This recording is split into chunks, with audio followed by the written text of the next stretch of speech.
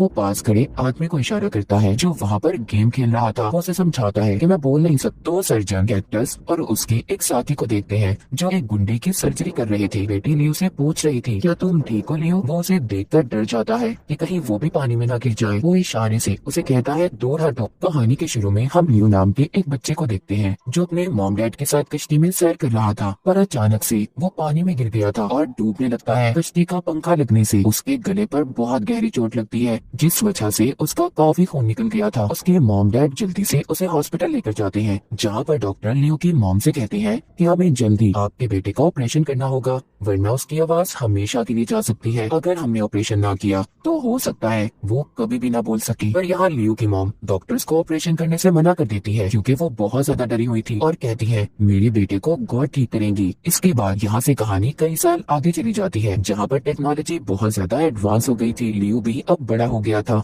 लेकिन वो अभी भी बोल नहीं सकता था। शाम को लियो अपनी दोस्त से मिलने जाता है जिसका नाम नाजरा था। वो उसके लिए एक तोहफा लाई थी। जब वो उसे खोलता है तो उसमें मोबाइल फोन था। वो कहती है ये तोहफा इसलिए है ताकि हम दोनों मैसेज पर एक दूसरे से बात कर सके क्योंकि लियो बोल तो नहीं सकता था। इतनी टेक्नोलॉजी के दौर में भी लियो इन चीजों से बहुत दूर था। उसको मोबाइल फोन भी सही तरह से चलाना नहीं आता था। उसकी दोस्त नाजरा उसको फोन भी चलाना सिखाती है। ये दोनों एक क्लब में जाते हैं। दोनों यहीं पर नौकरी किया करते थे। लियो यहाँ पर बारटेंडर था तो वहीं पर नाजरा वेट्रेस की जॉब करती थी। वहीं पर दो आदमी नाजरा को छेड़ने लगते हैं। वो गलत तरीके से उससे बात कर रहे थे। ये बात वहाँ पर खड़ा नाजरा का एक दोस्त भी देख रहा था। वो उसे बाहर लेकर चला जाता है और पूछता है क्या तुमने पैसों का इंतजाम किया? वो कहती है नहीं अभी तक तो नहीं और ना ही लियो को मैंने अपनी पुरानी जिंदगी के बारे में बताया है। ये सब बातें करके वो दोनों दोबारा से क्लब में जाते हैं और नाजरा अपना काम फिर से शुरू कर देती है। लेकिन फिर से वही दो आदमी आकर दोबारा से उसके साथ बदतमीजी करने लगते हैं। इस बार उन दोनों को लियो ने देख लिया था। वो उनमें से एक आदमी को बाथरूम में ले जाकर मारने लगता है।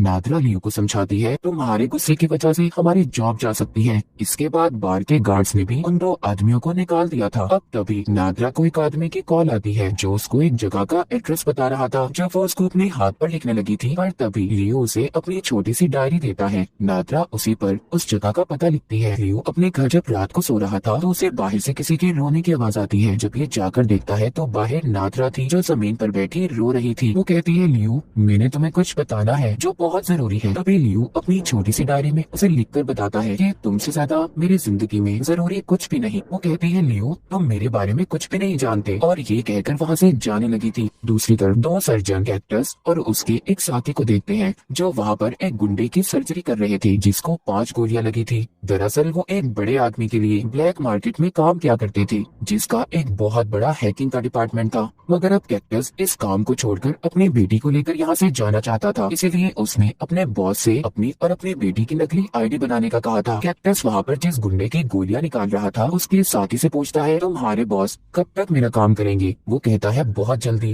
लियो जब एक कॉफी शॉप में कॉफी पी रहा था उसके पास कैक्टस आता है। कहता है जिन दो आदमियों से तुमने बार में लड़ाई की थी वो यहाँ के बहुत बड़े आदमी के लिए काम करते हैं। अगर आइंदा तुमने उनसे किसी भी किस्म का झगड़ा करने की कोशिश की तो तुम जिंदा नहीं बचोगे। मगर उसकी किसी भी बात से उसे कोई फर्क नहीं पड़ता और लियो वहाँ से चला जाता है। जब वो बार में आता है तो देखता है नाजरा बार में नहीं आई थी। थोड़ी ही देर बाद वहाँ पर वही तो आदमी आ जाते हैं जिन्होंने पहले नादरा से बदतमीजी की थी। वो दोबारा से लियो के सामने खड़े नादरा के बारे में गलत बातें करते हैं। लियो को इनकी बातों पर बहुत गुस्सा आ रहा था। वो शराब की बोतल ही उनके मुंह पर देकर मारता है। इसी दौरान एक वेट्रेस को लियो की कोनी लग जाती है जिससे वो बेहोश हो गई थी। इसी वजह से लियो का बॉस भी अब उसे नौकरी से निकाल देता है। घर जाकर लियो बहुत गुस्से में था। वो नादरा को मैसेज करता है कि तुम कहाँ पर हो? कोई जवाब नहीं आता। अब लियो उसकी तस्वीर लेता है और सड़कों पर उसे ढूंढने निकल जाता है। तभी रास्ते में वो नादरा के दोस्त को देखता है जो किसी जगह पर जा रहा था। लियो उसका पीछा करता है और उस जगह पर पहुंच जाता है। उससे नादरा का पूछता है। उसका दोस्त बताता है कि वो तुम्हें छोड़कर जा चुकी है, उल्टा वो तुमसे कुछ छुपा भी रही थी। सब जानने के बाद लियो अपने घर आ जाता है जहाँ पर वो अपने फोन में नादरा का मैसेज देखता है, मैं हैकर हॉल में हूँ। जब ये वहाँ पर जाता है तो वहाँ पर इसे नादरा तो नहीं मिलती पर वहाँ वो ही दो आदमी थे जिन्होंने नादरा के साथ बदतमीजी की थी। वो यहाँ पर काम क्या करते थे। उन दो आदमियों के पास आता है और नादरा के बारे में पूछता है। वो इस पर गुस्सा करते हैं और कहते हैं तुम यहाँ पर क्यों आए हो, चले जाओ यहाँ से, हम नहीं जानते वो कहाँ पर है। तभी लियो को अपनी डायरी याद आती है जिसमें नादरा ने एक आदमी का पता लिखा था। अब ये जल्दी से अपनी डायरी पर उस पते को पढ़ता है जिससे उसे उस एड्रेस का पता चल जाता है। ये जल्दी से वहाँ पर पहुँचता है। जब ये जाकर दरवाजे की बेल बजाता है तो एक आदमी दरवाजा खोलता है जिसका हुलिया थोड़ा अजीब था। लियो जाते ही उसके घर में बहुत सारी लड़कियों की तस्वीरों को देखता है जो दीवार पर लगी हुई थी। वो आदमी कहता है ये सभी वो लड़कियां हैं जो मेरे साथ अब तक रह चुकी हैं। तभी लियो एक तस्वीर देखता है जिस पर नादरा लिखा हुआ था। वो आदमी कहता है ओ अच्छा ये लड़की, इसके साथ भी मैं रहा हूँ। वो आदमी ये समझ रहा था कि इसके पास लियो पैसे लेने आया है और इसको उसी आदमी ने भेजा है जो इसके पास लड़कियां भेजा करता था। इस आदमी की बात पर बहुत गुस्सा आता है जब ये नादरा के बारे में ऐसी बातें कर रहा था, इसलिए ये वही पैसे इसके मुंह में डालकर इसे बहुत मारता है। अब ये होटल में उसी आदमी के पास आया था जिसने नादरा को उस जगह पर भेजा था। वो उस आदमी से पूछता है नादरा कहाँ पर है। वो कहता है मैं नहीं जानता। तभी लियो उस आदमी को अपनी डायरी पर लिखकर बताता है कि तुम्हारे बॉस को पता है तुम उनके वेट्रेस को गलत इस्तेमाल करके पैसे कमाते हो। उसको नादरा की तस्वीर भी दिखाता है जो उसे उस आदमी के घर से मिली थी। अब वो आदमी डर गया था। वो वहाँ पर बैठे गार्ड से कहता है कि इस आदमी को बाहर निकालो, ये मुझे कब से तंग कर रहा है। पर अब भी नादरा के बारे में लियो को कुछ भी नहीं बताता। लियो उस आदमी के दिए हुए पैसे इसके मुंह पर फेंक कर चला गया था। वो अब स्विमिंग पूल में जाता है और बहुत चिल्लाता है क्योंकि वो परेशान हो गया था। उसे नादरा का कहीं भी पता नहीं चल रहा था। लियो को एक आइडिया आता है। वो अब एक मशीन के पास जाता है जो नंबर को ट्रेस कर सकती थी।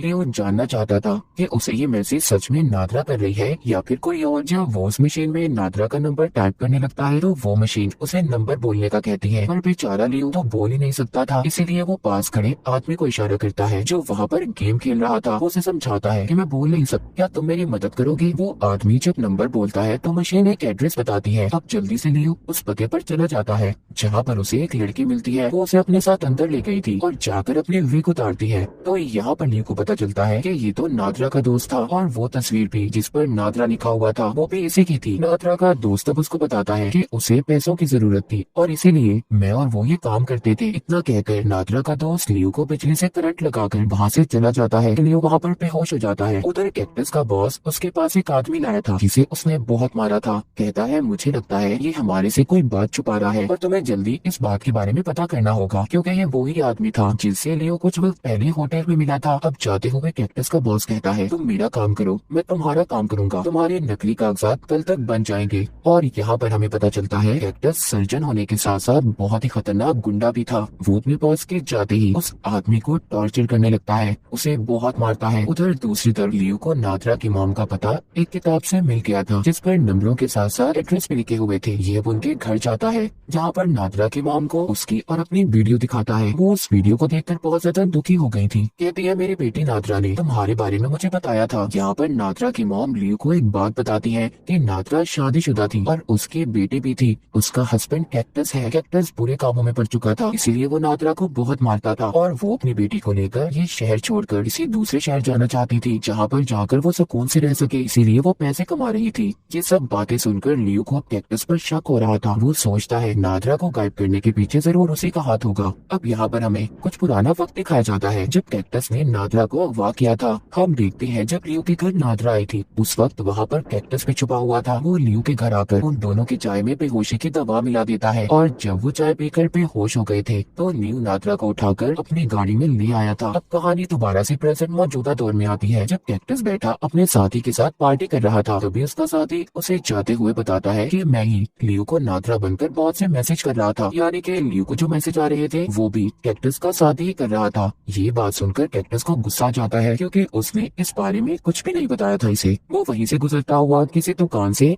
बगैर पैसे दिए चीज उठाकर खाने लगता है। पीछे से गार्ड आ गया था जो कह रहा था सर आपको इसके पैसे देने होंगे, लेकिन कैक्टस गुस्से में चाकू निकालकर उस गार्ड को धमकाता है। पर उसका साथी जब उसे रोकने आता है तो वो उसके मुंह पर भी मुक्का देकर मारता है।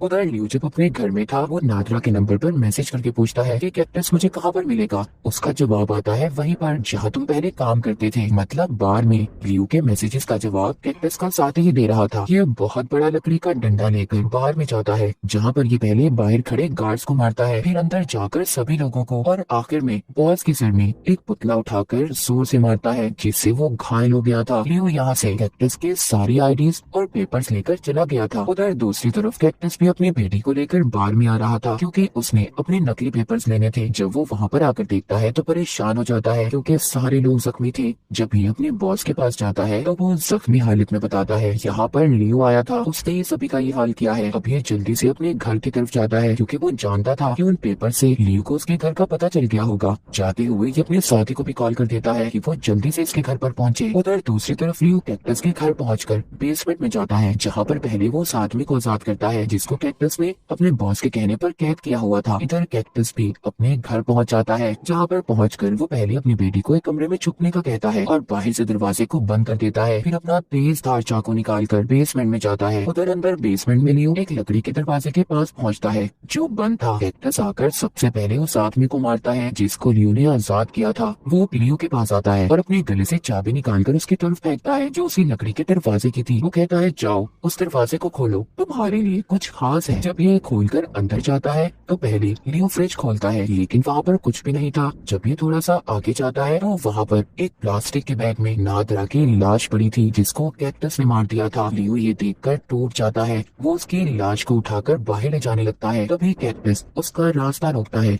और लियो को भी मारने की कोशिश कर रहा था। तभी वो नादरा की लाश को एक साइड पर रखता है और कैक्टस के सामने हाथ फैलाकर खड़ा हो जाता है। यहाँ पर कैक्टस लियो को सारी सच्चाई बताता है। कहता है मैं तुम्हारे घर से नादरा को अगवा कर लाया था। मैंने उसे प्लास्टिक के बैग में बंद कर दिया जिससे उसका सांस घुटने लगा। मैंने उसे बहुत तड़पा कर मारा क्योंकि वो मेरी बेटी को मुझसे दूर ले जाना चाहती थी। अब कैक्टस अपना चाकू निकाल कर उसे भी मारने की कोशिश करता है मगर लियो उस चाकू को कैक्टस के गले के ही आर पार कर देता है जिससे कैक्टस के गले से खून निकलने लगा था और वो आहिस्ता आहिस्ता मर रहा था। इसके बाद लियो नादरा की लाश को प्लास्टिक के बैग से बाहर निकाल कर जोर जोर से रोता है और बेचारे की बिल्कुल भी आवाज नहीं निकलती। वो रोता हुआ उसे उठाकर बाहर ले आया था। उसके अंदर इतनी भी हिम्मत नहीं थी कि वो चल भी पाता। वो साइड पर बैठकर नादरा की लाश को अपनी गोद में लेकर फोन पर वीडियो देखकर अपने प्यार भरे लम्हों को याद करने लगता है। तभी वहाँ पर कैक्टस का साथी आ जाता है जो कैक्टस के घर जाकर पहले उसकी बेटी को देखता है जो कि एक कमरे में बंद थी। वो जल्दी से बेसमेंट में जाता है जहाँ पर वो कैक्टस को देखता है जो मर रहा था लेकिन ये उसकी मदद करने के बजाय उल्टा उसे कहता है तुमने मुझे बहुत मायूस किया है,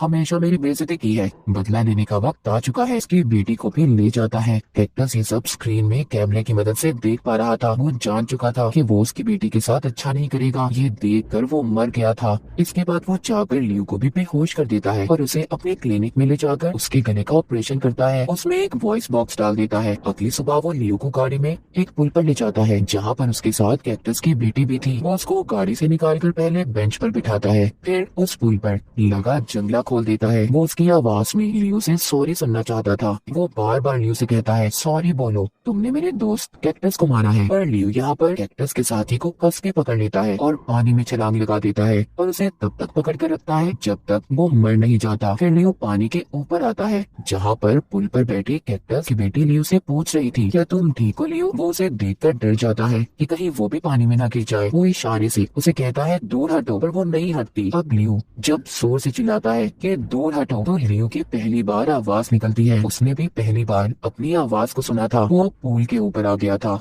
जहाँ पर कैक्टस की बेटी उससे कहती है तुम्हारी आवाज कितनी फनी है ना। दोनों हंसने लगते हैं। वो कहता है मैं तुम्हें तुम्हारी नानी के पास ले जाऊंगा जो तुमसे बहुत प्यार करती है। और इसी के साथ ही